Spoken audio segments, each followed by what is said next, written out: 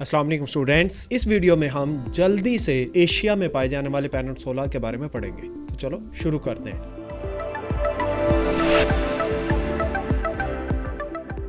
दुनिया का सबसे बड़ा पेनिनसुला जो है वो भी एशिया का हिस्सा है, जिसका नाम है अरेबियन पेनिनसुला, जिसमें यमन, ओमान, सऊदी अरेबिया वगैरह ये वाले कंट्रीज है। इसके बाद इसके साथ ऊपर में ये वाला जो पेनिनसुला है ये सनाई पेनिनसुला कहलाता है, जिसके एक तरफ जो है स्वीज गल्फ है, दूसरी तरफ गल्फ ऑफ अकाबा है, और यहीं से इसके पास से स्वीज कनाल गुजरती है और ये इजिप्ट के कंट्रोल में है।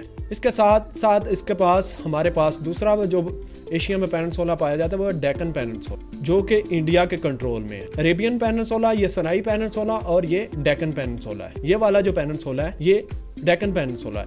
इसके एक तरफ जो अटलांटिक ओशन है, दूसरी तरफ बे ऑफ बंगाल है। इसके बाद ये वाला जो पेनिनसुला है ये माले पेनिनसुला है।